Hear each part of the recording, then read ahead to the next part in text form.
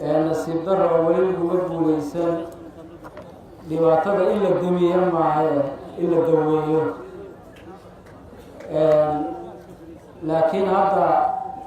waxaa loo soo jeestay hawshaas dhammaan in la xalliyo hadday maamul tahay oo madaxweyneyaashu hogaaminayaan hadday isima tahay iyo hadday dadweyne tahay dhammaantood waxaana fidsan oo gobolka tahay gobol nabadeed oo lagu xallinayo khilaafaadka iyo waxyaabaha yaryar ka jira gobolka islaamka taladiisa arraaqo war islaamka taladiisa arraaqo magaaladan qaylo dambe oo nabadaraahi inaysan ka soo yeelin baa muhiim wax dhan baa la yidhi gaalkacyo waa magaalo fidnee magaaladii nabaddu ka bilaabatay baan ka dhigi doonaa insha allahu tacaala madaxweyne sida oo saaxiibkay codsaday waxaan rajaynaynaa sida halkudhagaagu ahaa aadna in badan aan ka wada hadalnay si gaara inaad ahamiyadda siiso dib heshiisiinta inaad ahamiyadda siiso midnimada dabcan markii dadku heshiiyaan midoobaan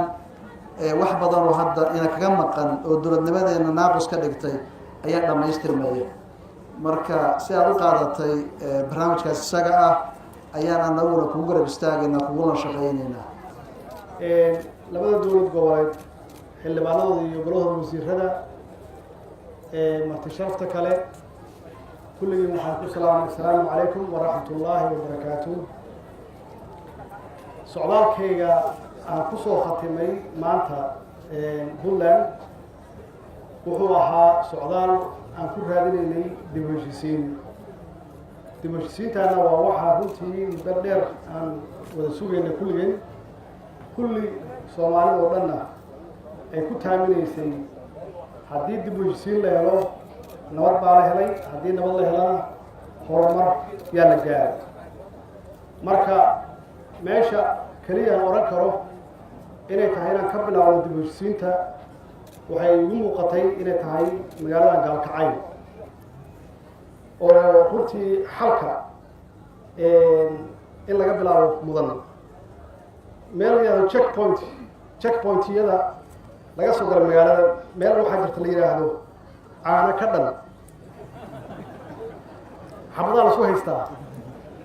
marka caano maahee xabad baa taalla marka nawaaxigaas dadka degan waa ka guuren eriyada maxaa yeelay meesha caano ma yaalaan dhibkaas wuxuu gaaray dadka inuu shaki kala geliyo iyo baqdin iyo walwal waxyaabaha u diiday magaalada horumarkeedana taas weeye maxaa yeelay qofkii maalgashi samayn lahaa markuu maqlo caano ka dhan wixiise dib buu la noqonaya marka checkpointgaas magaca laga bedelo waxaa ku jira dadka dhexdiisa shaki iyo cabsi oo dadkaysa isu gudbaynaya bini aadamkuna nabaddu waxa weeye calooshoo maran qofku waa noolaan karaa laakiin qofka uu walwalaayo oo aan seexanayn ma noolaan karo haddii aysan nabad jirin sidaas darteed waxaan rabnaa inaan dhammaystirno isagoo islaamku uu horseed noo yahay hormood noo yahay salaadiinta kale oo la shaqaynayaan culamaa diinka iyo siyaasiyiinta labada dhinacba